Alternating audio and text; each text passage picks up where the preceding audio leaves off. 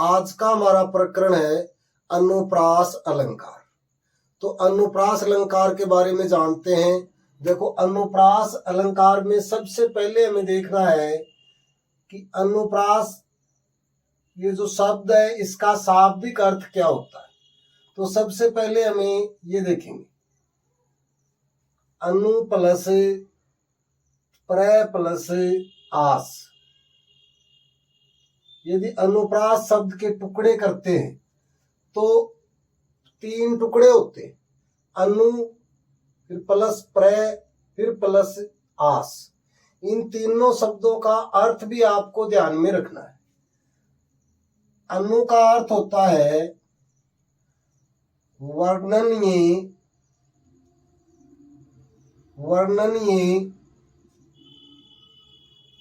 रस का अनुकूलन, रस का अनुकूलन,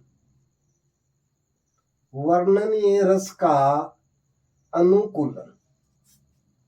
अनु शब्द का अर्थ, फिर प्र शब्द का अर्थ लेंगे, और प्र शब्द का अर्थ होता है प्रकृष्ट रूप से, प्रकृष्ट रूप से या निकटता या पास पास। इसके बाद आस, आस शब्द का अर्थ होता है बार बार रखना, बार बार रखना। सबसे पहले आपको अनुप्रास शब्द के टुकड़े और उन टुकड़ों को भिन्न भिन्न अर्थ में कैसे लिया गया है ये आपको ध्यान रखना है। अनुप्रास शब्द के टुकड़े होते हैं अनु प्लस प्र प्लस आस। अनु का अर्थ है वर्णनीय रस का अनुकूलन, यानी इसे ये कहें कि रसानुकूल, तो भी कोई दिक्कत नहीं है। वर्णनीय रस का अनुकूलन या रसानुकूल। प्र का अर्थ है प्रकृष्ट रूप से या निकटता या पास पास, और आस का अर्थ है बार बार रखा जाना या बार बार रखना। ये अनुप्रास शब्द का अर्थ है। अब अनुप्रास की परिभाषा देखते हैं। अनुप्रास अलंकार की परिभाषा, सबसे पहला काम यही है कि अनुप्रास अलंकार कहते किसे हैं, अनुप्रास अलंकार की परिभाषा क्या है। तो आपको ध्यान रखना है कि जहां एक ही वर्ण या व्यंजन की बार बार रसानुकूल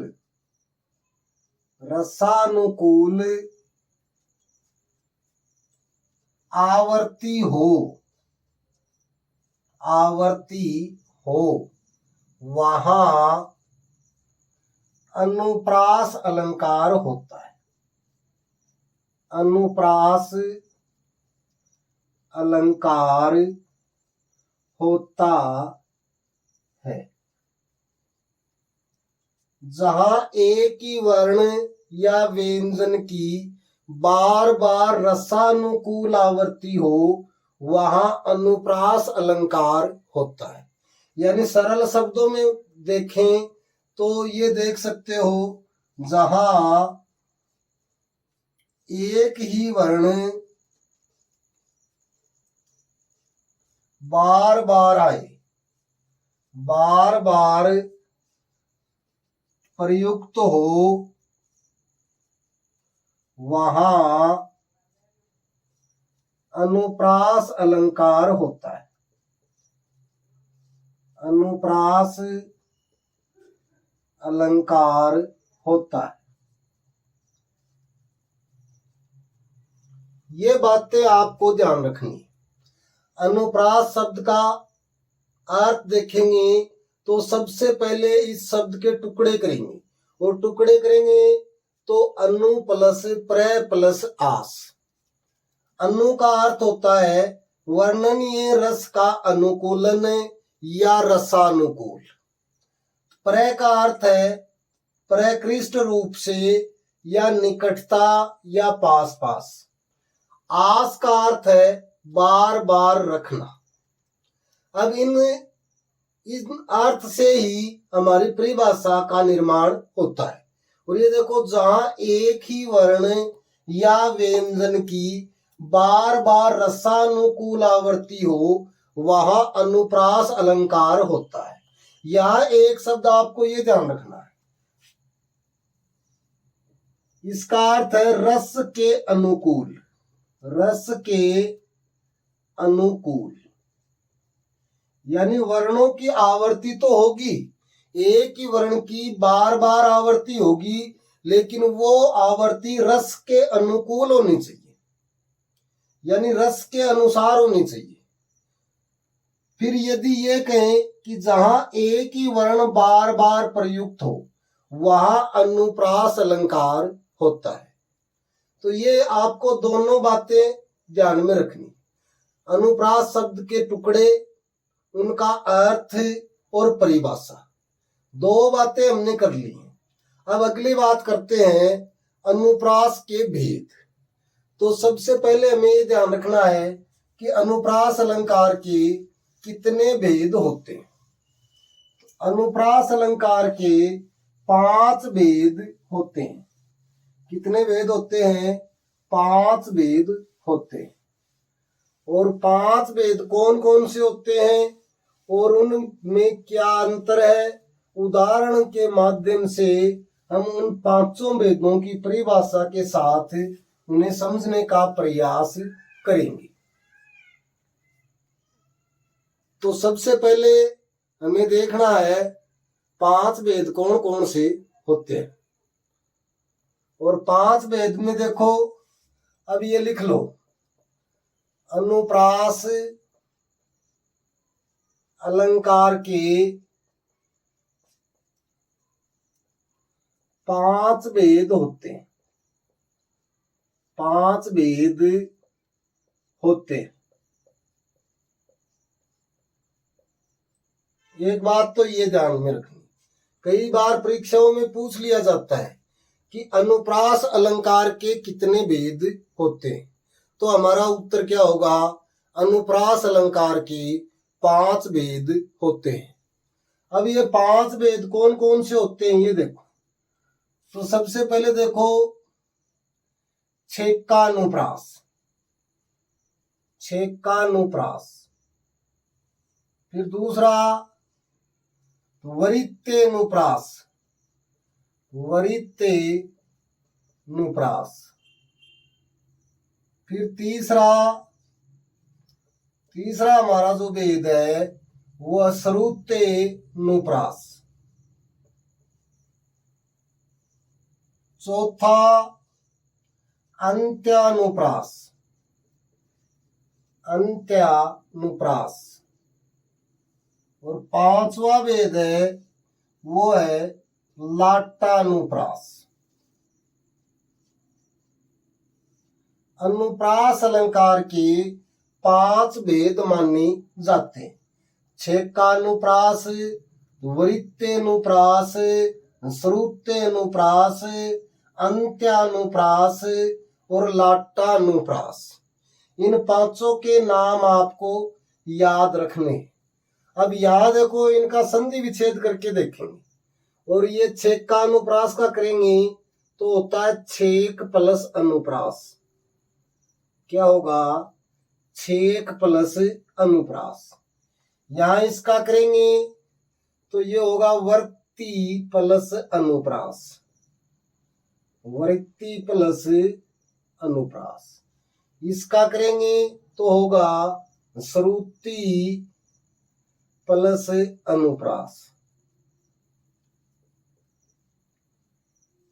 और अंत्यानुप्रास का करेंगे तो होगा अंत्य प्लस अनुप्रास। और लाटानुप्रास का करेंगे तो होगा लाट प्लस अनुप्रास। ये आपको ये भी ध्यान में रखना है। देखो छेकानुप्रास का संधि विच्छेद क्या होगा, छेक प्लस अनुप्रास। वृत्ति अनुप्रास का क्या होगा, तो वृत्ति प्लस अनुप्रास। श्रुति अनुप्रास का क्या होगा, श्रुति प्लस अनुप्रास। अंत्यानुप्रास अंत्य प्लस अनुप्रास। लाटानुप्रास लाट प्लस अनुप्रास। अनुप्रास की परिभाषा में हमने देखा कि जहां एक ही वर्ण या व्यंजन की बार बार रसानुकूल आवृत्ति हो वहां अनुप्रास अलंकार होता है। यानी ये हम देखेंगे तो इनमें इसको एक को छोड़कर चारों में वर्णों की बार बार आवृत्ति होगी, लेकिन वो आवृत्ति भिन्न भिन्न प्रकार से होती है। यानी एक ही वर्ण बार बार प्रयुक्त होता है लेकिन भिन्न भिन्न प्रकार से प्रयुक्त होता है, और उन भिन्न भिन्न प्रकार से प्रयुक्त होने के आधार पर इसके ये चार भेद माने जाते हैं। इसलिए ये चार भेद हैं, ये वर्ण मूलक हैं, और लाटानुप्रास है वो शब्द मूलक है। ये हम पहले चर्चा कर चुकी हैं कि कौन से वर्ण मूलक शब्द अलंकार हैं और कौन कौन से शब्द मूलक शब्द अलंकार हैं। अब सबसे पहले हम देखते हैं छेकानुप्रास अलंकार, इसके बारे में पूरा पढ़ेंगे। अनुप्रास अलंकार में हमें पूरा पढ़ना है। अनुप्रास अलंकार से हमारा प्रश्न गलत नहीं होना चाहिए। तो सबसे पहले देखते हैं छेकानुप्रास। छेकानुप्रास का संधि विच्छेद आपने देख लिया, छेक प्लस अनुप्रास। अब इस छेक का अर्थ देखो, छेक का अर्थ होता है विदग्ध या चतुर, विदग्ध या चतुर। यानी इस अनुप्रास का प्रयोग चतुर लोगों के द्वारा ज्यादा किया जाता है, इसलिए इसका नामांकन रखा गया छेकानुप्रास। अब इसमें आपको एक बात ध्यान रखनी, इसकी परिभाषा लिख लो आप, और परिभाषा में लिख लो जहां एक ही वर्ण की एक बार ही आवृत्ति हो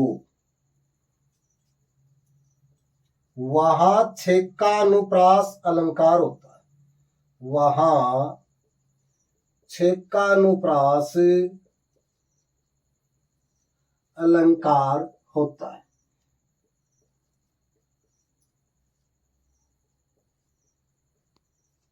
ये बात आपको समझनी है। इसमें सबसे ज्यादा बल आपको देना वो ये देना कि एक ही वर्ण की आवृत्ति होगी, लेकिन कितनी बार होगी, एक बार होगी। एक बार आवृत्ति का मतलब है, ये लिख लो कि जहां एक ही वर्ण दो बार प्रयुक्त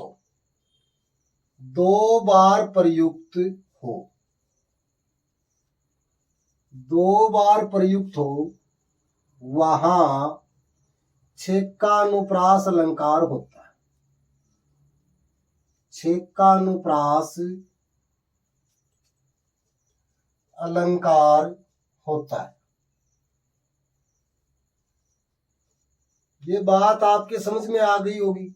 एक बार ही आवृत्ति का मतलब होता है, यानी किसी एक वर्ण की एक बार आवृत्ति होना, यानी वो वर्ण कितनी बार प्रयुक्त होगा, दो बार।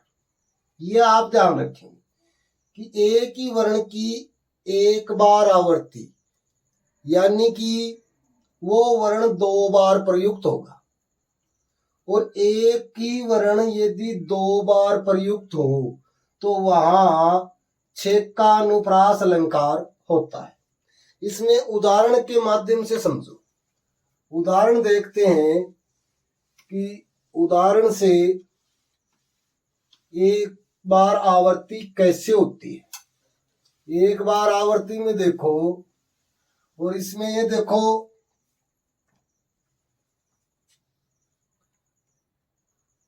जैसे ये उदाहरण लिख लो आप। उदाहरण, कानन कठिन भयंकर भारी। कानन कठिन भयंकर भारी। कानन कठिन भयंकर भारी। अब यहां देखो, ये यहां कै वर्ण है, और कै वर्ण कितनी बार आया है? एक बार तो यहां और एक बार यहां, यानी कै वर्ण की एक ही बार आवृत्ति हुई है।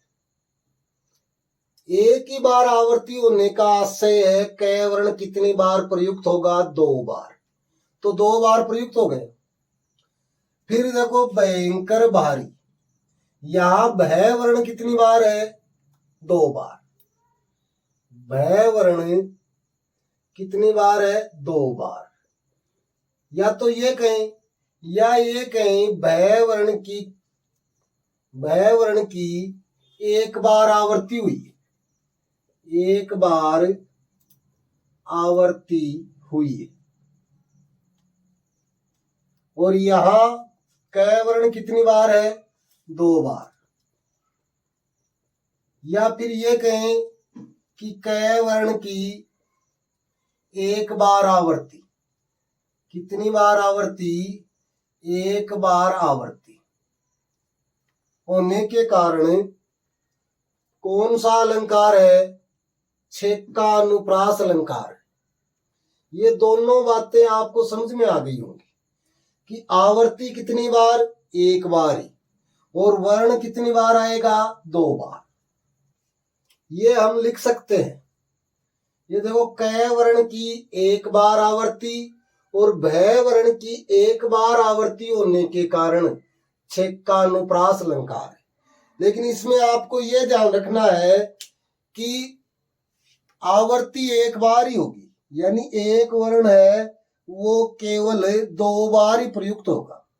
यदि दो बार से अधिक प्रयुक्त हो जाता है, कोई एक ही वर्ण दो बार से अधिक प्रयुक्त हो जाता है, तो वहां छेक का अनुप्रास अलंकार नहीं रहेगा।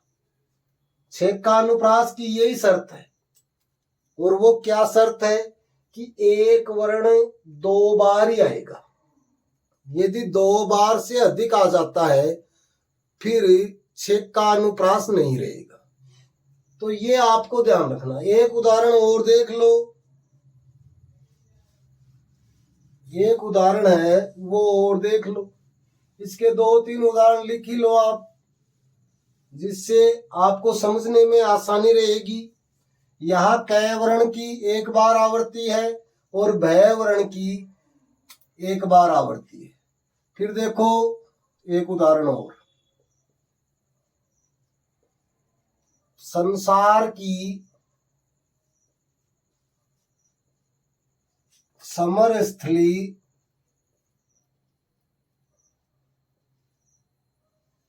में वीरता धारण करो। वीरता धारण करो। एक उदाहरण ये देखो कि संसार की समर स्थली में धीरता धारण करो। तो यहां देखो, ये स और यहां भी स, और यहां देखो ध, और यहां भी ध। आपको व्यंजन देखना है। व्यंजन में मात्राएं भिन्न भिन्न हो सकती हैं, और मात्राओं पर नहीं जाना है कि इसमें ये मात्रा और इसमें ये मात्रा नहीं। व्यंजन की आवृत्ति ज्यादा होगी। तो यहां देखो, स वर्ण की एक बार आवर्ती कितनी बार आया? दो बार आया, इसलिए आवर्ती कितनी होगी? एक बार। और यहाँ ध वर्ण की एक बार आवर्ती, एक बार आवर्ती। और जहां एक ही वर्ण की एक बार ही आवर्ती हो वहां कौन सा अलंकार होता है? छेक्का अनुप्रास अलंकार होता है। फिर एक उदाहरण और देख लो, एक उदाहरण आप और देख लो। जितने उदाहरण आप ज्यादा देखोगे उतना ही ज्यादा आपको समझ में आएगा। और एक और देखो, अति आनंद, अति आनंद मग्न महतारी, अति आनंद मग्न महतारी। यहां देखो ये ए वर्ण, ये आ, तो ए आ दोनों वर्ण समान है, समान उच्चारण स्थान से प्रयुक्त हुए हैं। तो ये लिख सकते हैं हम कि ए वर्ण की एक बार आवर्ती,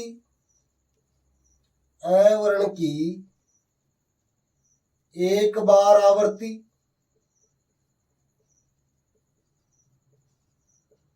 और ये देखो मैं, तो ये लिख सकते हैं मैं वर्ण की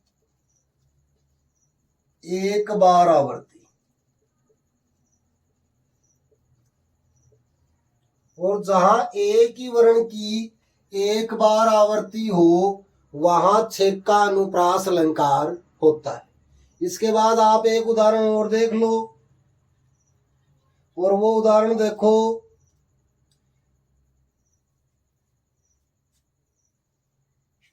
उदाहरण एक और लिख लो, सब और छटा थी छाई, सब और छटा थी छाई। अब यहां देखो, यहां से है लेकिन और से नहीं आया एक बार और, लेकिन ये देखो छ, ये और ये कितनी बार आ गया? दो बार। तो छह वर्ण की एक बार आवर्ती होने के कारण कौन सा अलंकार है? छेक्का अनुप्रास अलंकार। तो इन उदाहरणों से आपने समझ लिया होगा कि छेक्का अनुप्रास अलंकार कहाँ होता है। देखो, कानन कठिन भयंकर भारी, क वर्ण की एक बार आवर्ती है और भय वर्ण की एक बार आवर्ती है। और जहां एक ही वर्ण की एक बार ही आवर्ती हो वहां छेक्का अनुप्रास अलंकार होता है। फिर दूसरा देखो, संसार की समर स्थली में धीरता धारण करो। यहाँ स वर्ण की एक बार आवर्ती है और ध वर्ण की एक बार आवर्ती है। अति आनंद मग्न महतारी, यहाँ ए वर्ण की एक बार आवर्ती है और मग्न महतारी मैं वर्ण की एक बार आवर्ती है। सब और छटा थी छाई, यहाँ छह वर्ण की एक बार आवर्ती है। और जहां एक ही वर्ण की एक बार ही आवर्ती हो वहां छेक्का अनुप्रास अलंकार होता है। ये आपको ध्यान रखना, आवर्ती कितनी बार होगी? एक ही बार होगी। यदि एक बार से ज्यादा आवर्ती हो गई, यानी कोई एक ही वर्ण और दो बार से ज्यादा प्रयुक्त हो गया, तो वहां छेक्का अनुप्रास अलंकार नहीं होगा। ये आप ध्यान में रखेंगे। इसके बाद अगला भेद लेते हैं अनुप्रास का, वो है आपका वरित्य अनुप्रास। उसमें देखते हैं कि उसमें वर्णों की आवर्ती किस प्रकार से होती है। और उसमें देखो, वरित्य अनुप्रास अलंकार। अगला हमारा जो भेद है वो है वरित्य अनुप्रास अलंकार। तो इसमें आप ये दूसरा भेद लिख लो, वरित्य अनुप्रास अलंकार। ये हम अनुप्रास अलंकार के भेदों के बारे में पढ़ रहे हैं। तो यहां देखो, इसका संधि विच्छेद करेंगे तो होगा वृत्ति प्लस अनुप्रास।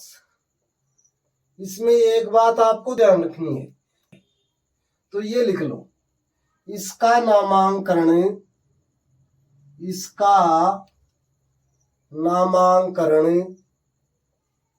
वर्तियों के आधार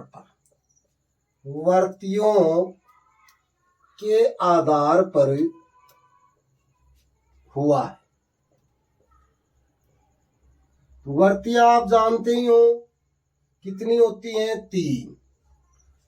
तो वर्तियां 3 होती हैं और उन्हीं 3 वर्तियों के आधार पर इस अलंकार का नाम क्या रखा गया, वृत्तेनुप्रास अलंकार रखा गया। अब इसकी आप परिभाषा देख लो, और परिभाषा में देखो, परिभाषा में इसमें होगा जहां एक ही वर्ण की बार बार आवृत्ति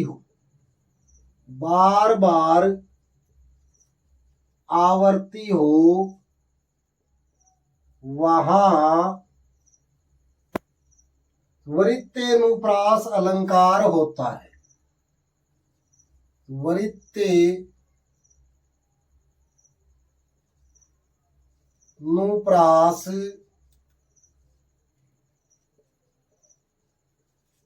अलंकार होता है।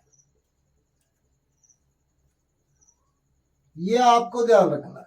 वृत्तेनुप्रास जहां एक ही वर्ण की बार बार आवृत्ति हो, वहां वृत्तेनुप्रास अलंकार होता है।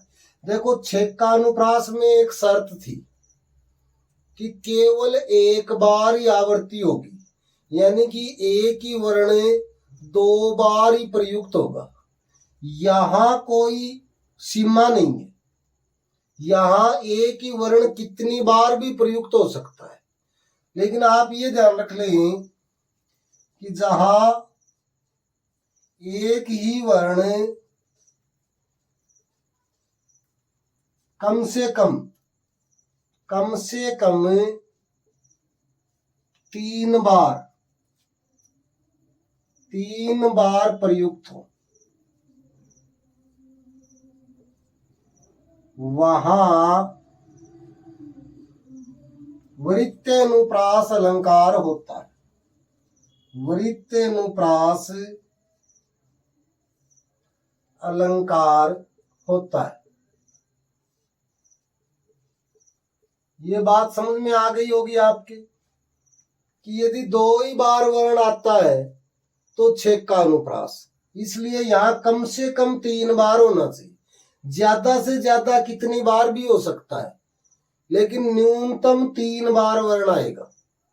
और 3 बार यदि एक ही वर्ण आ रहा है तो निश्चित रूप से कौन सा अलंकार है, तो वृत्तेनुप्रास अलंकार है। तो इसकी ये परिभाषा और ये विशेषता दोनों ध्यान में रख लो। तो वृत्त्यानुप्रास यानी वृत्ति प्लस अनुप्रास, इसका नामांकन वर्तियों के आधार पर हुआ है। और इसकी परिभाषा देख लो, जहां एक ही वर्ण की बार बार आवृत्ति हो, वहां वृत्तेनुप्रास अलंकार होता है। जहां एक ही वर्ण कम से कम 3 बार प्रयुक्त हो, वहां वृत्तेनुप्रास अलंकार होता है। अब इसका उदाहरण देखते हैं और उससे समझते हैं कि वृत्तेनुप्रास अलंकार कहाँ होता है और वर्ण की आवृत्ति कैसे होती है। तो बहुत ही आसान और प्रसिद्ध उदाहरण देखो, बहुत ही आसान और प्रसिद्ध उदाहरण देखो।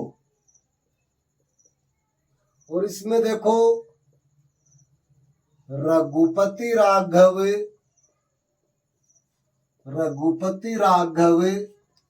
राजा राम। रघुपति राघव राजा राम। अब यहां देखो, रे वर्ण की बार बार आवृत्ति हो रही है, यानी रै वर्ण कितनी बार आया है? 1 2 3 4। कितनी बार आया है? 4 बार। और हमारी शर्त क्या है कि यदि 2 बार ही आता तो 6 का अनुप्रास हो जाता, लेकिन कम से कम 3 बार हो। लेकिन यहाँ तो 4 बार हो गया। ज्यादा से ज्यादा कितना भी हो सकता है, लेकिन न्यूनतम यानी कम से कम 3 बार आना चाहिए। तो यहां अब ये लिख सकते हैं कि रै वर्ण की बार बार आवृत्ति होने के कारण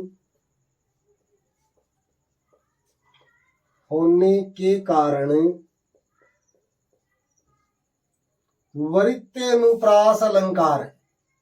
वृत्तेनुप्रास अलंकार है। ये बात समझ में आ गई होगी आपको कि देखो रै वर्ण है वो बार बार आवृत्ति हुई है, यानी कि रै वर्ण है वो बार बार प्रयुक्त हुआ है। कम से कम 3 बार होना चाहिए, लेकिन यहाँ 4 बार प्रयुक्त हो गया। इसलिए यहाँ कौन सा अलंकार है? वृत्तेनुप्रास अलंकार है। और उदाहरण देखो जिससे आपको और समझ में आ जाएगा अच्छे से।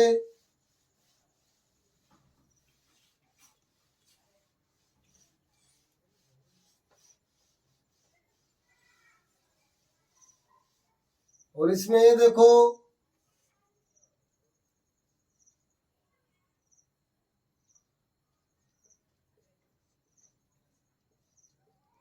भव्य भावों में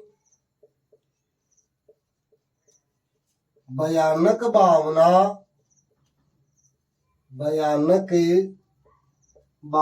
भरना नहीं, ध्यान रखना। भव्य भावों में भयानक भावना भरना नहीं। यहां देखो भय वर्ण, यहां भय वर्ण, यहां भय, यहां भय और यहां भय। देखो बार बार भय वर्ण की आवृत्ति होने के कारण कौन सा अलंकार है? वृत्तेनुप्रास अलंकार। इसके बाद अगला उदाहरण, 1 2 उदाहरण और देख लो कि तरनी तनुजा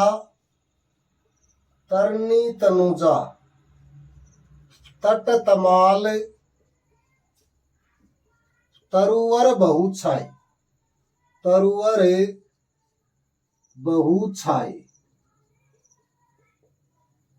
तरनी तनुजा तट तमाल तरुवर बहुछाई।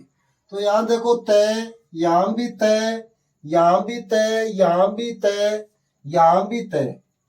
तो तय वर्ण की बार बार आवृत्ति होने के कारण कौन सा अलंकार है? वृत्तेनुप्रास अलंकार है। फिर एक उदाहरण और देखो, और उसमें आपको एक अलग अंतर स्पष्ट करना है। और उस उदाहरण में देखो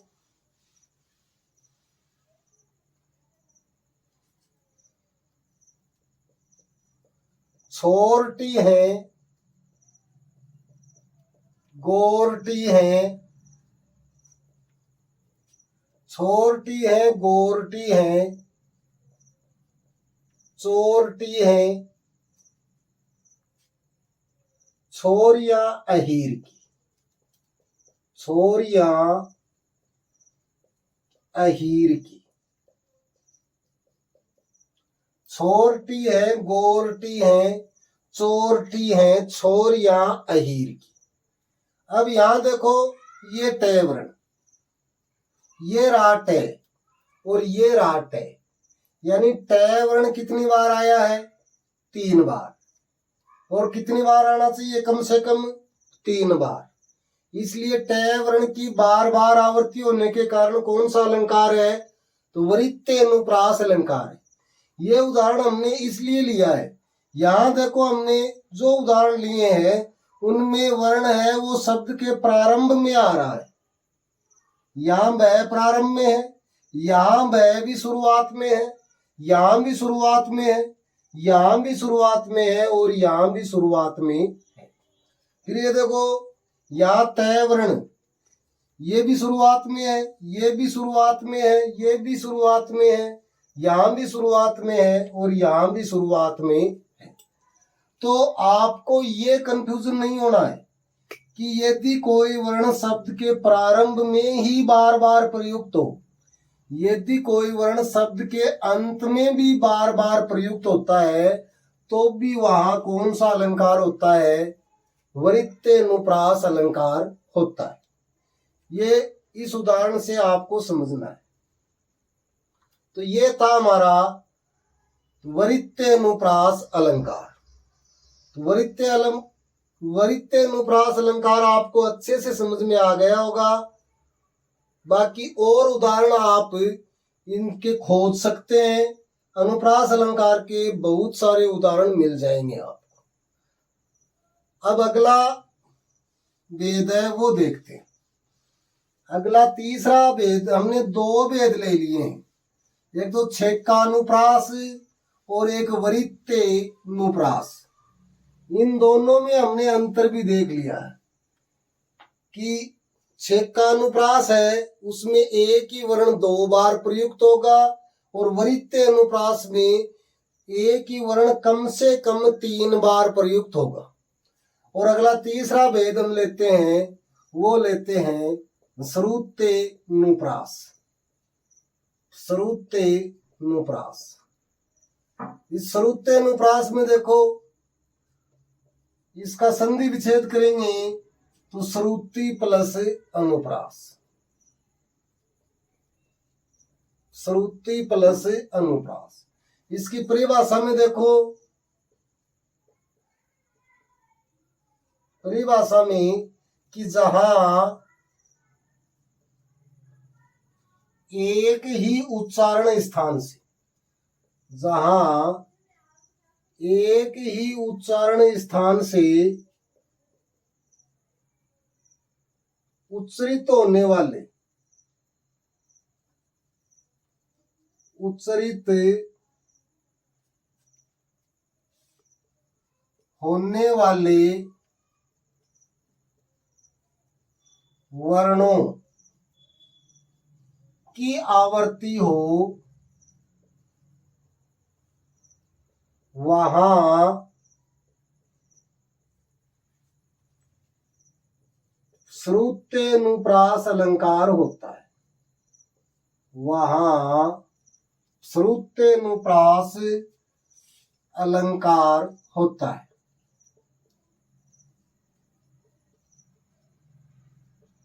एक ही उच्चारण स्थान से, यह आपको ध्यान में रखना है, एक ही उच्चारण स्थान से यदि कोई वर्ण है और उनकी बार बार आवृत्ति हो रही है, तो वहां श्रुतेनुप्रास अलंकार होता है। इसमें देखो, दिनांत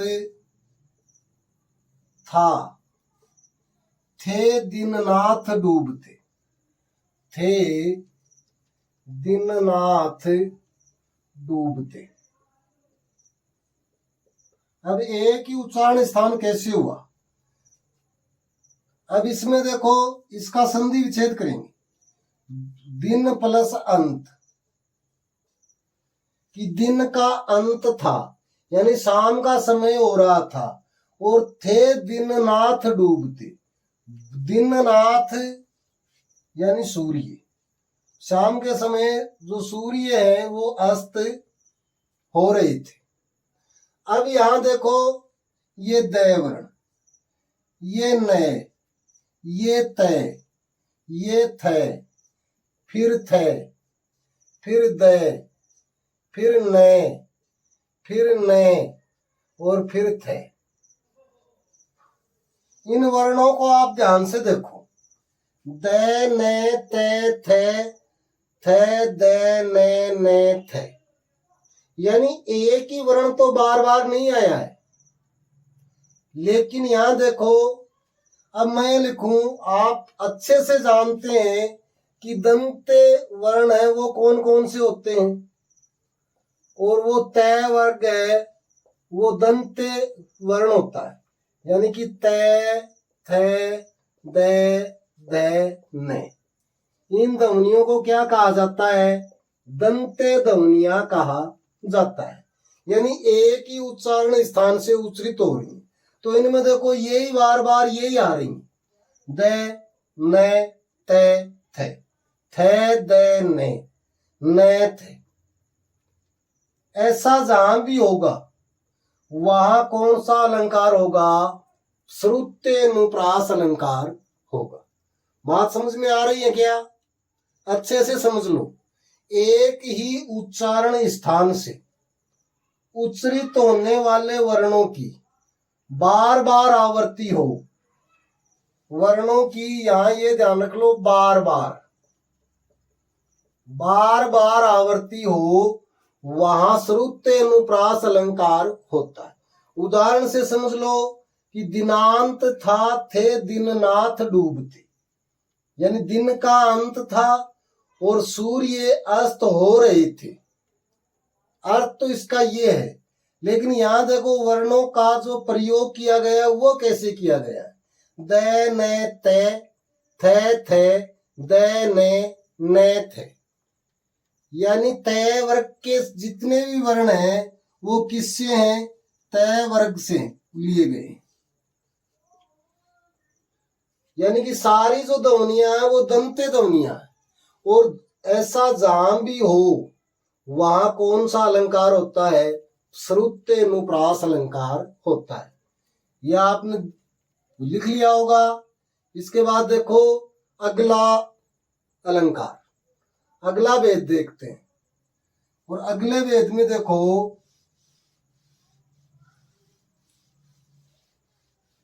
अनुप्रास के 3 भेद हम ले चुके हैं।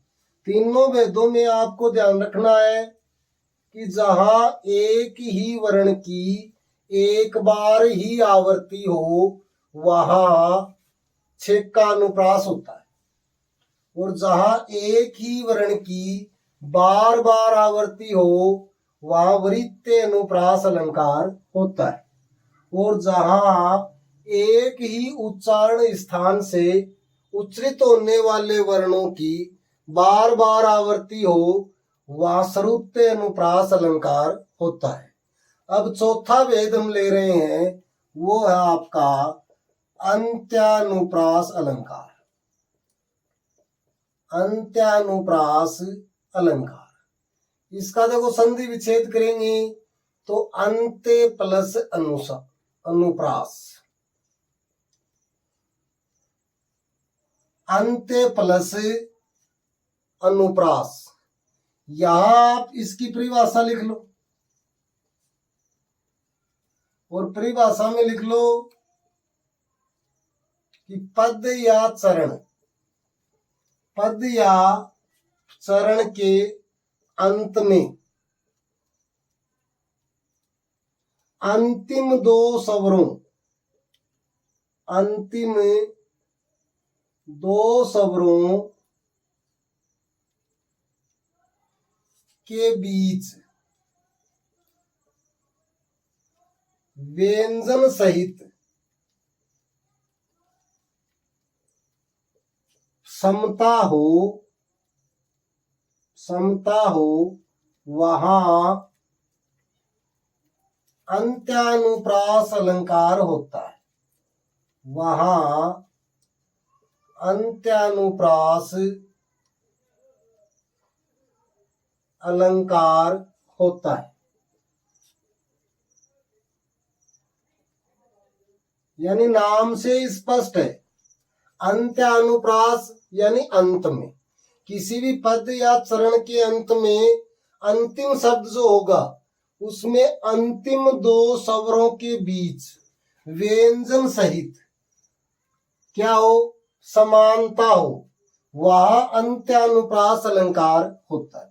यानी इसको आसान भाषा में आप ये समझ लो कि जहां 2 पदों की तुक मिलती हो, तुक मिलती हो वहां अंत्यानुप्रास अनुप्रास अलंकार होता है। अंत्यानुप्रास अलंकार होता है, यानी दो पदों की अंत में तुक मिलती हो वहां अंत्यानुप्रास अलंकार होता है। यानी जितने हम दोहे पढ़ते हैं अधिकतर उनकी तुक मिलती है। दोहा छंद में आपको अंतिम तुक मिलेगी। ऐसा जहां भी होता है वहां कौन सा अलंकार होता है? अंत्यानुप्रास अलंकार होता है। उदाहरण से समझो ये बात। देखो, पद या चरण के अंत में अंतिम दो स्वरों के बीच व्यंजन सहित क्या हो? समानता हो। वो कैसे होती है ये देखो, उदाहरण से समझो। उदाहरण से, जिसने हम सबको बनाया, जिसने हम सबको बनाया, बात ही बात में, बात ही बात में कर दिखाया। अब बात कर रहे थे हमें कि पद या चरण के अंत में, अंत में कहा? यहां। अंतिम दो स्वरों के बीच, अब इनको अलग लिख लेंगे। जैसे मान लो बनाया और दिखाया, यहां देखेंगे। और इसमें बनाया में देखो, बनाया का हम वर्ण विन्यास करेंगे तो ये देखो, ब प्लस ए प्लस न प्लस आ प्लस ये और प्लस आ। इसके बाद उसका करो दिखाया। अब दिखाया का वर्ण विन्यास करेंगे तो ये देखो, द प्लस ई प्लस ख प्लस आ प्लस ये प्लस आ। हमारी परिभाषा के अनुसार अंतिम दो स्वर, अंतिम स्वर देखो, एक तो ये है और इससे पहले एक स्वर ये रहा। दो स्वरों के बीच, इन दोनों के बीच में क्या है? ये व्यंजन सहित समता हो, यानी यहां भी ऐसा होना चाहिए।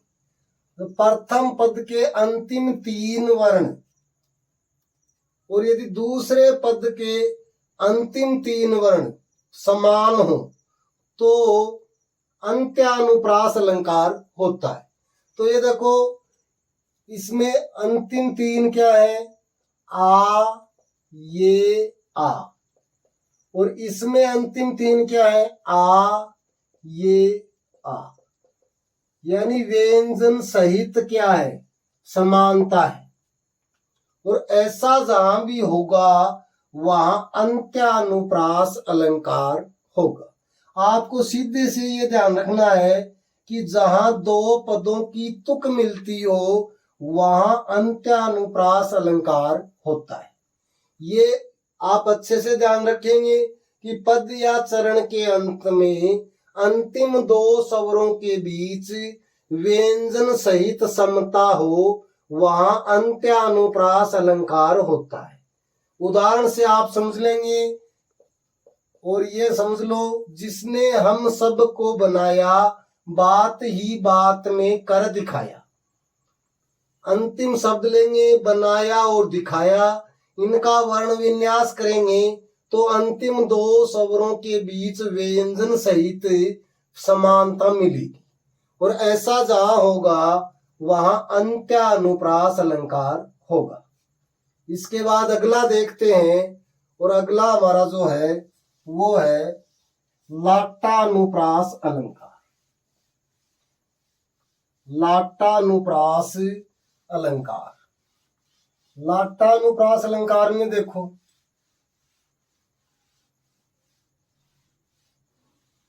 लाटानुप्रास अलंकार,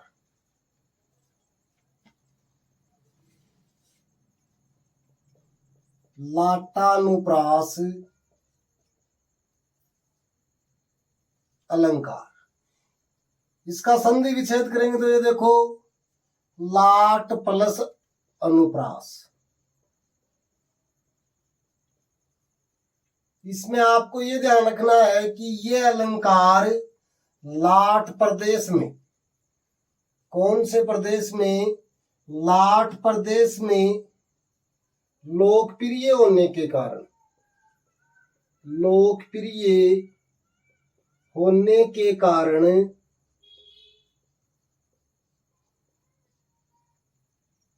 इसका नाम लाटानुप्रास रखा गया। लाटानुप्रास रखा गया। अब आप ये देखेंगे लाट प्रदेश कौन सा प्रदेश है, तो आधुनिक जो गुजरात है, आधुनिक गुजरात को ही प्राचीन समय में लाट प्रदेश के नाम से जाना जाता था। लाट प्रदेश के नाम से जाना जाता था। आधुनिक गुजरात को ही प्राचीन समय में लाट प्रदेश के नाम से जाना जाता था, और लाट प्रदेश में लोकप्रिय होने के कारण इसका नाम क्या रखा गया, लाटानुप्रास रखा गया। इसमें आपको ये ध्यान रखना, परिभाषा लिख लो इसकी, ये बहुत महत्वपूर्ण भेद है अनुप्रास का। और इसमें आपको अच्छे से ध्यान रखना है कि यहां एक ही शब्द, यहां वर्ण नहीं है, एक ही शब्द की बार बार आवृत्ति हो, जहां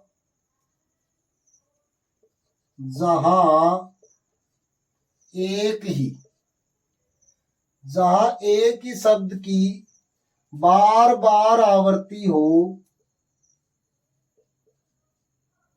वह अर्थ समान हो, अर्थ समान हो, यानी अर्थ में कोई भिन्नता न हो, अर्थ समान हो, वहां लाटानुप्रास अलंकार होता है। लाटानुप्रास अलंकार होता है। यहां आपको यह ध्यान रखना, जहां एक ही शब्द की बार बार आवृत्ति हो, वह अर्थ समान हो, वहां लाटानुप्रास अलंकार होता है। इसमें आपको दो बातें ध्यान में रखनी है कि शब्द है उसकी बार बार आवृत्ति होगी, और बार बार आवृत्ति होगी लेकिन अर्थ समान रहेगा, अर्थ में कोई भिन्नता नहीं होगी। इसमें ये जरूर ध्यान रखेंगे, और ये ध्यान ये रखेंगे, इसमें एक बात और लिख लो, इस परिभाषा के साथ ही एक बात और लिखो, और ये देखो, और ये आप लिख लो, जहां तात्पर्य मात्र का भेद हो, जहां तात्पर्य मात्र का भेद हो, जहां तात्पर्य मात्र का भेद हो, तथा शब्द व अर्थ की बार बार आवृत्ति हो, बार बार आवृत्ति हो, वहां लाटानुप्रास अलंकार होता है। लाटानुप्रास अलंकार होता है। अब यहां देखो दो बातें हो गई। भेद किसका होगा? तात्पर्य मात्र का भेद होगा। वो तात्पर्य मात्र का भेद कैसे होता है उसको उदाहरण से समझेंगे। यानी शब्द और अर्थ की आवृत्ति होगी, एक ही शब्द वह उसका समान अर्थ रहेगा, लेकिन तात्पर्य मात्र का भेद होगा। और वो कैसे, ये देखो, पूत सपूत, पूत सपूत तो क्यों धन संचय, क्यों धन संचय, और पूत कपूत, पूत कपूत तो क्यों धन संचय। अब यहां देखो, ये धन संचय, यहां भी धन संचय, अर्थ भी दोनों का एक जैसा है कि धन का संचय करने की आवश्यकता नहीं है। या दूसरी पंक्ति में भी यही है कि धन का संचय करने की आवश्यकता नहीं है, लेकिन तात्पर्य मात्र का भेद है। और वो कैसे कि पूत सपूत, यदि पुत्र सपूत है तो उसके लिए धन संचय करने की आवश्यकता नहीं है। और यहां देखो कि पूत कपूत, यानी पूत यदि कुपुत्र है तो भी धन संग्रह करने की आवश्यकता नहीं है। यानी शब्द व अर्थ, यानी धन और संचय, धन और संचय दोनों ही शब्द और दोनों के अर्थ समान है, बार बार प्रयुक्त हुए हैं, लेकिन शब्द और अर्थ में कोई भिन्नता नहीं है।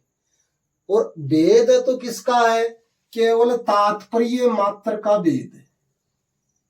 ये बात समझ में आपको आ गई होगी कि पुत्र यदि सुपुत्र है तो धन संचय करने की आवश्यकता नहीं है, और पुत्र यदि कुपुत्र है तो भी धन संचय करने की आवश्यकता नहीं।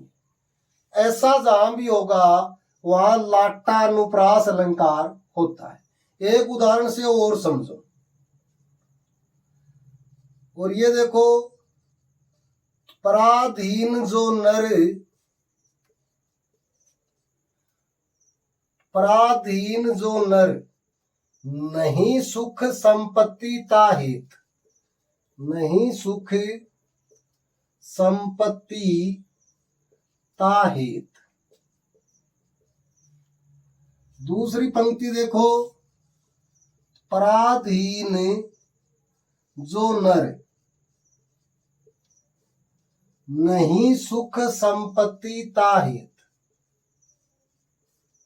सुख संपत्ति ताहित, यानी सम्मान शब्दों की आवृत्ति हो रही है। सम्मान शब्दों की आवृत्ति हो रही है, लेकिन तात्पर्य मात्र का भेद है। वो कैसे है कि पराधीन जो नर, यहां ये देखो जो विराम चिन्ह यहां लगाया कि पराधीन जो नर, यानी जो मनुष्य पराधीन है, स्वतंत्र नहीं है, उस मनुष्य के जीवन में कभी सुख संपत्ति नहीं हो सकती। यानी पराधीन मनुष्य के जीवन में सुख या संपत्ति नहीं हो सकती। और यहां देखो, पराधीन जो नर नहीं, यानी जो मनुष्य पराधीन नहीं है,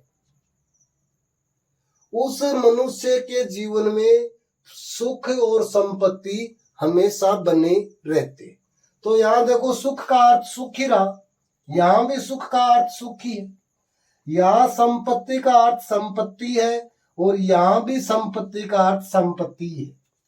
लेकिन तात्पर्य मात्र का भेद हो गया कि एक बार तो ये कह रहा है कि जो मनुष्य पराधीन है उसके जीवन में सुख संपत्ति नहीं हो सकती, और ये कह रहा कि जो मनुष्य पराधीन नहीं है, यानी स्वतंत्र है, उसके जीवन में सदैव सुख संपत्ति रहती है।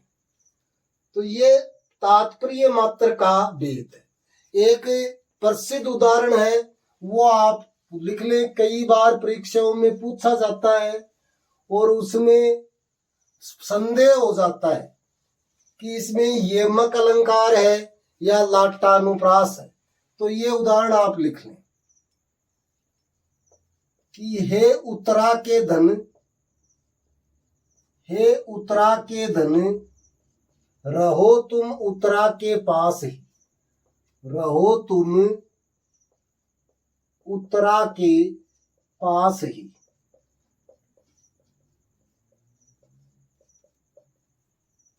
यहां देखो उत्तरा शब्द 2 बार आया है और दोनों बार ही उत्तरा शब्द का अर्थ समान है।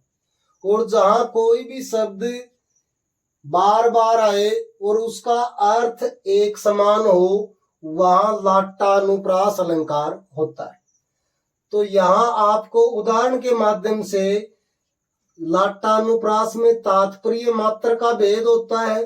एक ही शब्द बार बार आएगा और उसका अर्थ समान रहेगा तो भी लाटानुप्रास अलंकार होगा। इसी के साथ अपने अनुप्रास अलंकार के 5 भेद पूरे होते हैं। ये देखो 5 भेद हमने पूरे पढ़े, कौन कौन से एक बार फिर से देख लो। और वो 5 भेद और उनकी परिभाषा आपको अच्छे से ध्यान में रखनी है। और 5 भेद में देखो आपका पहला भेद था छेकानुप्रास, छेकानुप्रास। और छेकानुप्रास में हमने पढ़ा कि जहां एक ही वर्ण की एक बार ही आवर्ती हो, एक बार ही आवर्ती हो, यानी ये कहें कि एक ही वर्ण 2 बार ही प्रयुक्त हो, 2 बार से ज्यादा नहीं, 2 बार ही प्रयुक्त हो, वहां छेकानुप्रास अलंकार होता है। दूसरी हमने बात की वृत्तेनुप्रास। और वृत्ते अनुप्रास में हमने पढ़ा कि जहां एक ही वर्ण बार बार एक ही वर्ण की या की लगो, एक ही वर्ण की बार बार आवर्ती हो, बार बार आवर्ती हो, यानी जहां एक ही वर्ण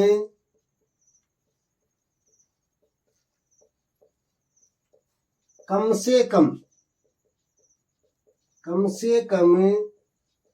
3 बार प्रयुक्त हो, 3 बार प्रयुक्त हो, वहां वृत्तेनुप्रास अलंकार होता है। तीसरी हमने बात की थी श्रुतेनुप्रास अलंकार। और इसमें हमने बात की कि जहां एक ही उच्चारण स्थान से उच्चरित होने वाले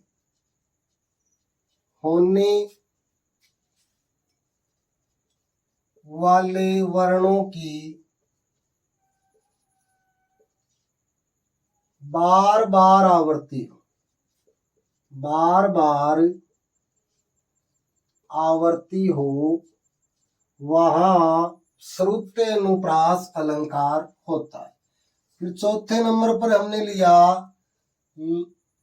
अंत्यानुप्रास अलंकार, अंत्यानुप्रास अलंकार, जहां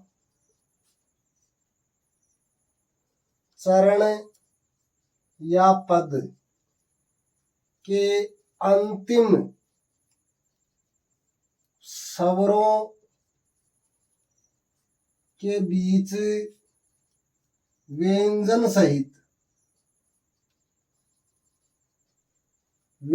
सहित समता हो, यानी ये कहें जहां दो पदों की अंतिम तुक मिलती हो वहां अंत्यानुप्रास अलंकार होता है। पांचवा हमने लिया लाटा अनुप्रास, और लाटा अनुप्रास में हमने लिया कि जहां एक ही शब्द की बार बार आवृत्ति हो,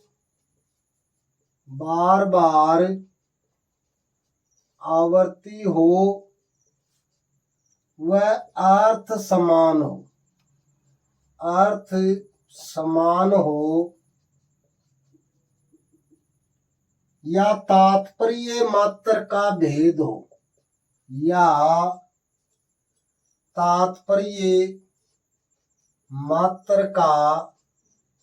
भेद हो, वहां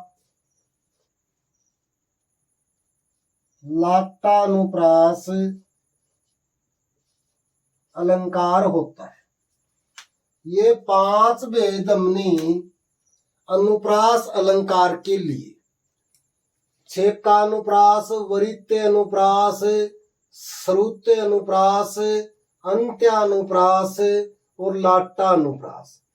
जहां एक ही वर्ण की एक बार ही आवृत्ति हो, यानी कि एक ही वर्ण 2 बार ही प्रयुक्त हो, वहां छेकानुप्रास।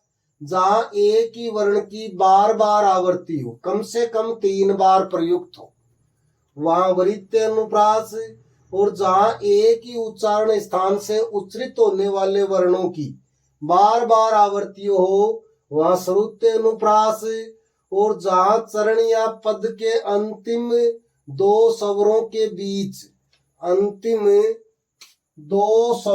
बीच व्यंजन सहित समता हो, यानी ये कहें कि जहां 2 पदों की अंतिम तुक मिलती हो वहां अंत्यानुप्रास अलंकार होता है।